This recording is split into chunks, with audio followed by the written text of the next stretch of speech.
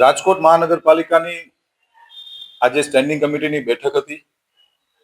આ બેઠકની અંદર રાજકોટ શહેરના 18 વોર્ડના અલગ અલગ વિભાગોના વિકાસ કામોની આજે દરખાસ્ત આવી હતી। કુલ 67 દરખાસ્તો હતી આજની સ્ટેન્ડિંગ કમિટીમાં અને કુલ મિલાવીને વાત કરીએ તો 1 અબજ 75 કરોડ 60,98,186 કરોડના ખર્ચે એટલે કે 175 કરોડ 60 લાખ રૂપિયાના જેવી માતબર રકમના ખર્ચે રાજકોટ શહેરના અલગ અલગ વિસ્તારમાં અલગ અલગ વોર્ડની અંદર અલગ અલગ વિભાગોના કામની આજે સ્ટેન્ડિંગ કમિટીમાં દરખાસ્ત આવી હતી, જેને અમે લોકોએ મંજૂર કરી છે। ખાસ કરીને પત્ર નંબર 6 છે, પત્ર નંબર 7 છે।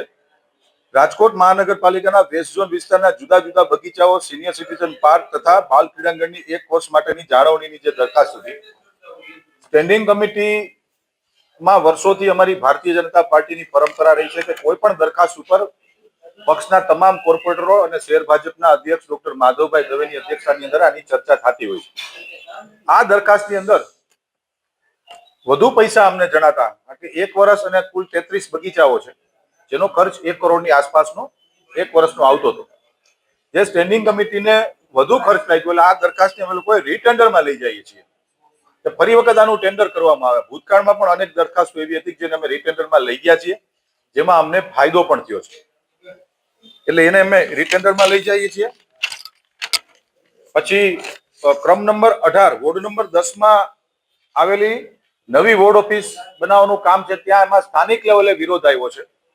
સ્થાનિક સોસાયટીએ જે વિરોધ કર્યો છે દરખાસ્ત રદ નથી કરતા, અમારા પાર્ટીના કોર્પોરેટરશ્રીઓને પ્રમુખશ્રી દ્વારા સૂચના આપવામાં આવી છે કે સ્થાનિક લેવલે લોકોને સમજાવીને આ વોર્ડ ઓફિસ બનાવવાનું કામ, કારણ કે આ બજેટની યોજના છે મારી, તો આ બજેટની યોજના સાકાર થાય અને વોર્ડ ઓફિસ, આધુનિક વોર્ડ ઓફિસ આપણે જ્યારે બનાવતા હોય ત્યારે લોકલ વિરોધ આવ્યો પણ એ પેન્ડિંગ રાખી છે। લોકલ લેવલે સમજાવી અને આવનારી સ્ટેન્ડિંગમાં અમે લોકો આના માટેના પ્રયત્ન કરી રહ્યા છીએ।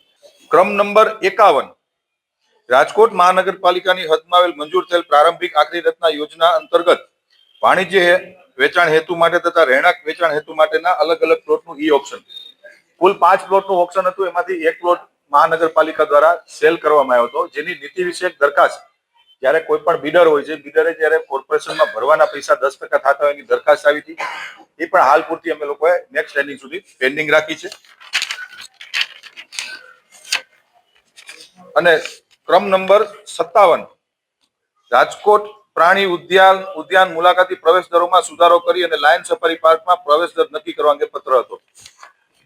આપ સૌને જણાવતા મને ખૂબ આનંદ થાય છે કે પ્રદ્યુમન પાર્કની અંદર જે દરખાસ્ત ભાવ વધારાની આવી હતી, ભાજપના સૌ કોર્પોરેટર મિત્રોએ આજે ભાવ વધારાની દરખાસ્ત રદ કરી છે અને જે જૂનો ભાવ જે હતા પ્રદ્યુમન પાર્કમાં, એ જ જૂના દરે વેકેશનની અંદર રાજકોટ શહેરના નગરજનો પરિવાર સાથે પ્રદ્યુમન પાર્કમાં જાય, એના માટે કોઈ વધારાના ચાર્જ ન લગાડવાના અને જૂનો જે ચાર્જ હતો એ મુજબ નક્કી કર્યું છે। અને લાયન સફારી પાર્ક જ્યારે નિર્માણમાં છે, લાયન સફારી પાર્ક બન્યા પછી દરો અમે નક્કી કરશું।